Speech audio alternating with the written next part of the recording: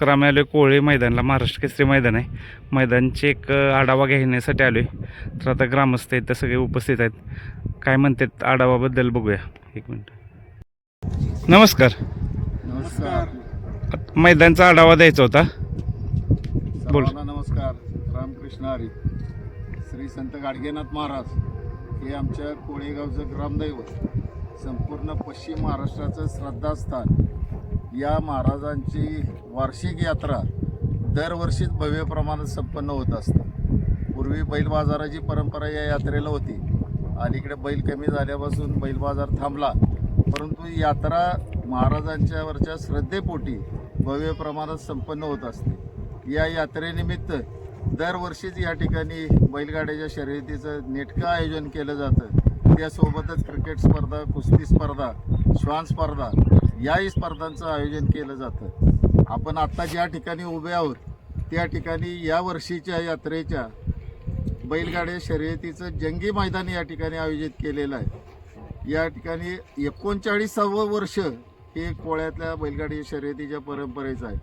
पुसेगाव एवढ्याच मानाची ही शर्यत असते, कारण या ठिकाणी गेल्या 38 वर्षात कधीही कुणावर अन्याय झालेला नाही, कसलीही पार्सलिटी या ठिकाणी अजिबात झालेली नाही. त्यामुळे महाराष्ट्रातली जेवढी पळणारी चांगली बैल आहेत तेवढी सगळी बैल कोळ्यात या ठिकाणी शर्यतीसाठी येणार आहे. माझं परिसरातल्या सर्व भाविकांनाही आव्हान आहे की सगळी चांगली बैल या ठिकाणी आपल्या भागात येत आहेत आणि आपण मोठ्या संख्येनं या सर्व बैलांचं कौतुक करण्यासाठी, गाडीवानांचं, गाडी चालकांचं, गाडी मालकांचं कौतुक करण्यासाठी आपण मोठ्या संख्येनं यायचं आहे. पुसेगावपेक्षाही जास्त प्रेक्षकांचा प्रतिसाद मिळणारं हे मैदान आहे, याचा आम्हा सर्व कोळे ग्रामस्थांना अभिमान आहे. मला या निमित्ताने एकच सांगायचं आहे, कोळ्यात पाळणारी भरपूर बैल आहेत, परंतु कोळ्याच्या शर्यतीची परंपरा आहे. कोळ्यातला बैल कोळ्यातल्या शर्यतीत पळवला जात नाही, त्यामुळे कोणावर कसलाही अन्याय या ठिकाणी होणार नाही. शासनाच्या सर्व परवानग्या घेऊन आणि शासनाच्या नियमाप्रमाणे, त्याचप्रमाणे अखिल भारतीय बैलगाडा संघटना, महाराष्ट्र संघटना आणि कराड तालुका संघटना यांच्या नियमानुसार आणि यांच्या सहकार्यानं या वर्षीच्या बैलगाडीच्या शर्यती पार पडणार आहेत. आम्हाला या ठिकाणी पशुसंवर्धन अधिकारी असतील, प्राथमिक आरोग्य केंद्राचे वैद्यकीय अधिकारी असतील, पोलीस डिपार्टमेंट असेल आणि MSCB असेल, सर्वांचंच फार मोलाचं सहकार्य लाभलेलं आहे. विशेषतः या ठिकाणी मला उल्लेख करायला लागेल तो, ज्या शेतकऱ्यांनी स्वतःची पिकं काढून हे क्षेत्र उपलब्ध करून दिले त्या सर्वांना धन्यवाद द्यावे, तेवढे थोडेच आहेत. ज्या ज्या ज्ञात अज्ञात सर्वांचं सहकार्य या शर्यतीसाठी लाभलंय, त्यांच्या पाठीशी गाडगेनाथ महाराजांची अखंड कृपादृष्टी राहावी असं मागणं मी गाडगेनाथ महाराजांच्याकडे, पांडुरंगाकडे मागतो आणि मी थांबतो. नमस्कार. बबलूबाई, या बक्षिसाचं स्वरूप कसं असेल?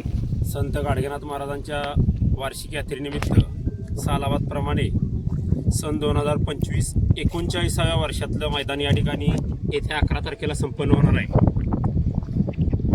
महाराष्ट्र केसरीचा एक मान असलेलं, आमच्या ग्रामदैवत संत गाडगेनाथ महाराजांच्या यात्रेनिमित्त हे महाराष्ट्र केसरीचं मान असलेले मैदान या ठिकाणी 11 तारखेला संपन्न होत आहे. आणि या मैदानात प्रथम क्रमांकाचं पारितोषिक आहे 1 लाख रुपये, द्वितीय क्रमांकाचं पारितोषिक आहे 71,000 रुपये, तृतीय क्रमांकाचं पारितोषिक आहे 51,000 रुपये, चतुर्थ क्रमांक आहे 41,000, पंचम क्रमांक आहे 31,000, 6वा क्रमांक आहे 21,000, 7वा क्रमांक आहे 11,000 आणि 8वा क्रमांक आहे 9,999.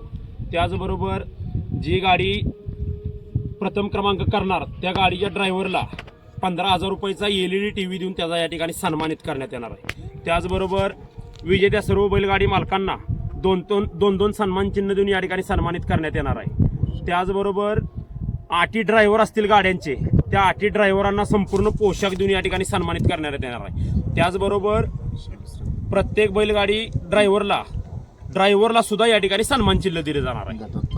आणि जी गाडी गट विजेती होणार त्या गट विजेत्या गाडीला या ठिकाणी गाडगेनाथ ग्रामीण बिगर शेती सहकारी पतसंस्था यांच्याकडून या ठिकाणी सन्मान चिन्ह देऊन सन्मानित करण्यात येणार आहे. धन्यवाद. आणि चाकुरीचं कसं आहे, अंतर किती आहे चाकुरीचं? या ठिकाणी रान आहे काळं मातीचं आणि या मातीच्या रानात बरोबर टेप टाकून 1000 फूट पल्ला आम्ही या ठिकाणी ठेवलेला आहे. 1000 फूट रान आहे. फाटीची रुंदी किती असेल आतल्या आत रुंदी? बरोबर आपण 15 फुटावर तास टाकले त्यामुळे आता 14 फूट रुंदी आहे. त्यामुळे कुठल्याही बैलाला त्रास होणार नाही, पळताना काय नाही, कुठल्याही गोष्टीची अडचण येणार नाही. एका रेषेत व्यवस्थित फाट्या आहेत त्या. 9च्या 9 फाटे एकसारख्या लेवलच्या आहेत हो, का? 9च्या 9 फाट्या एका लेवल नाहीत. मापं टाकून. मैदानात कोणत्या अडचण? कुठलीच अडचण नाही. मागच्या बाजूला जेवढी जागा शिल्लक आहे तेवढीच गाड्या थांबायला पुढं जवळपास 700 फूट जागा शिल्लक आहे. बैल बांधायला जवळपास 4 ते 4.5 एकर रान आपण मोकळं करून दिलंय. ती पाठीमागं खाली विहीर आहे, विहिरीसाठी त्या काय केलं? विहिरीच्या चारी बाजूला आपण डम्पिंग टेलर सोडून त्या टेलरचं कंपाऊंड करणार आहे. पूर्ण पॅक करणार? पूर्ण पॅक करणार आहे ती विहीर आपण. मग तिथे काही टेन्शन नाही, काय कुठल्याच बाबतीत कोणती इजा वगैरे होण्याचं काय अडचणीचं काय नाही? कुठलीच अडचण नाही. चारी बाजूला आपण ड्रोन या ठिकाणी तुम्ही शूटिंग घेतलंय. ड्रोनच्या शूटिंग मध्ये आपल्या सर्वांना दिसलंच की कुठलीच मैदानात अडचण येणार नाही. ॲम्ब्युलन्सची सुविधा वगैरे काय? अँब्युलन्सची सोय आहे, सगळं आहे या ठिकाणी. कुठलीच अडचण येणार नाही. 2 अँब्युलन्स आहेत. बोला सर. नमस्कार.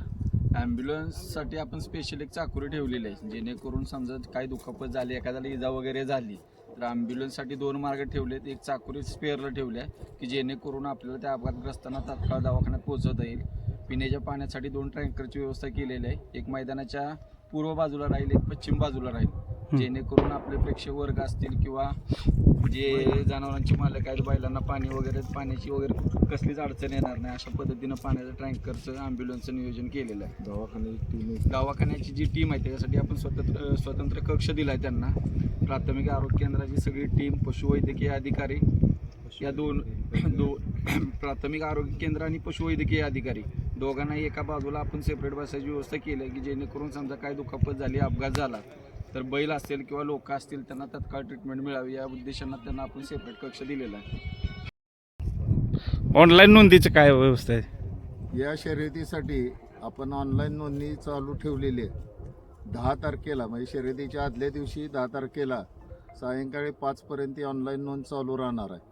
माझी सर्व गाडी मालकांना आव्हान आहे की आपली ऑनलाईन नोंद दिलेल्या वेळेत पूर्ण करा, कारण 11 तारखेला सकाळी 9 वाजता शर्यती एका दिवसात संपवण्याच्या दृष्टीनं आपल्याला पहिला गट पळवायचा आहे. 10 तारखेला 5 वाजेपर्यंत ऑनलाईन नोंद जर पूर्ण झाली, आपण 8 चाकोरीवर गाड्या पळवणार आहे. 511च गाड्या या ठिकाणी घेतल्या जाणार आहेत. उशिरा येऊन पुन्हा आयत्या वेळेला नोंदणाराला जर पळायला संधी नाही मिळाली तर त्याला आमचाही नावेलाज आहे. चाकोऱ्यापेक्षा जास्त गाड्या काय आपण पळवू शकणार नाही. आणि नियम काय असतील? नियम बैलगाडा असोसिएशनचे जे आहेत, महाराष्ट्र असोसिएशन, बैलगाडी अखिल भारतीय संघटना, त्या असोसिएशनच्या नियमाप्रमाणेच या ठिकाणी शर्यती संपन्न होणार आहेत. या शर्यतीसाठी यावर्षी यात्रा कमिटी चेअरमन म्हणून आमचे मोहन मारुती चव्हाण यांची ग्रामसभेनं निवड केलेली आहे. व्हाईस चेअरमन म्हणून आमचे होतकरू तरुण मित्र महेश तानाजी पाटील यांची निवड केलेली आहे. आणि बैलगाडी शर्यतीचे जे शौकीन आहेत ही सगळी जुनी टीम या ठिकाणी कार्यरत आहे. यात्रा कमिटी, ग्रामपंचायत कोळे, सर्व ग्रामस्थ कोळे हे सर्वजण जुटून या शर्यती गावाच्या आजपर्यंतच्या परंपरेला साजेशा पार पाडण्यासाठी सज्ज झालेले आहेत. इतर ठिकाणी झेंडापंच ठराविक असतात, पण कोळ्याची परंपरा आहे की या ठिकाणी गावातला झेंडापंच आमचं रवी चव्हाण झेंडापंच राहणार आहे. आणि 38 वर्षापासून जे झेंडा पाडत होते ते आमचे बाजीराव भिसे हे जुने जाणते झेंडापंच त्याला सहकार्य आणि मार्गदर्शन करणार आहेत. सर्वांच्या सहकार्यानं आणि गाडगेनाथ महाराजांच्या आशीर्वादानं ही संपूर्ण यात्रा आणि या बैलगाडीच्या शर्यती चांगल्या रीतीनं संपन्न होतील याची खात्री आहे. धन्यवाद.